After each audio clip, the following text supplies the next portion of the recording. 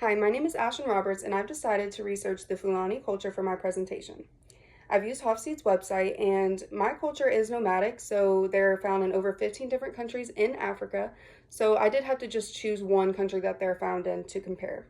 For power distance, US received 40 and Senegal received a 70. And this is because Senegal and the Fulani culture is on a hierarchy system. So they don't view everybody as equal. There are leaders and essentially followers. For individualism, the United States has a 60 while Senegal has a 25. And this is because the Fulani people and Senegalese people, they don't think in terms of I, they think in terms of we. And everything they do is to benefit the group and others rather than just themselves. For motivation towards achievement and success, the United States has a 62, Fulani people and Senegal people have 45. Uncertainty avoidance, US is at 46, Senegal is at a 55, just around the middle.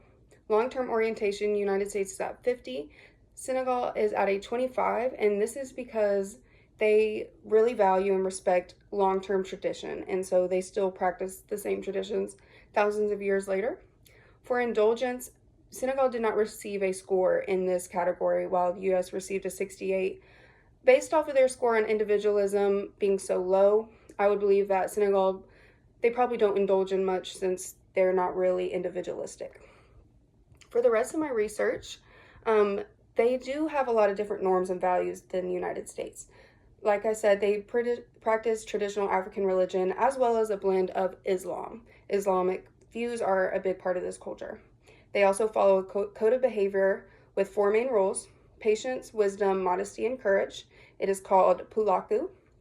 They have a really deep connection with their livestock and agriculture.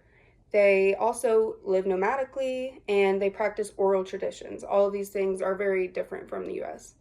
So if you were to visit this culture, the nomadic lifestyle would likely be a big shock because we're used to, as Americans, most of the time living in the same place our whole lives or only moving around so many amount of times.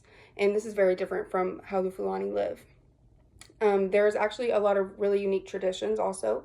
They celebrate the Garawal Festival, which is essentially a showcase of male beauty. So the males will wear elegant outfits and makeup, and the women then come in and choose their future husband from the men, who most likely already have wives, so they do practice polygamy, which is totally fine.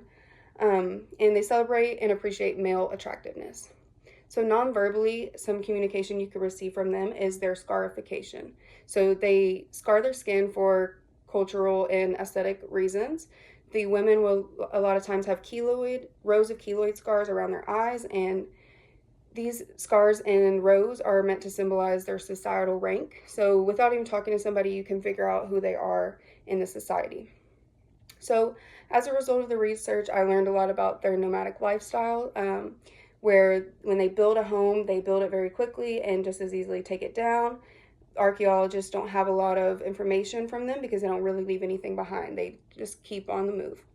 Also, the scarification is really important to understand if you were to visit this culture so that it's not shocking to you. Obviously, in the US, we don't experience a lot of body modification. So if you just see this for the first time, you would need to have an understanding of it to really communicate with them the best. And then also having the understanding of the importance of their livestock. They don't view them just as cattle. They are very big religious importance, and they also are societally just important. They have a lot of symbols like wealth and power. So overall, I really enjoyed learning about the Fulani culture. I think everybody should learn about a lot of cultures that are not their own so that we can validate everybody and everybody's experience and treat everybody with kindness and respect. So thank you.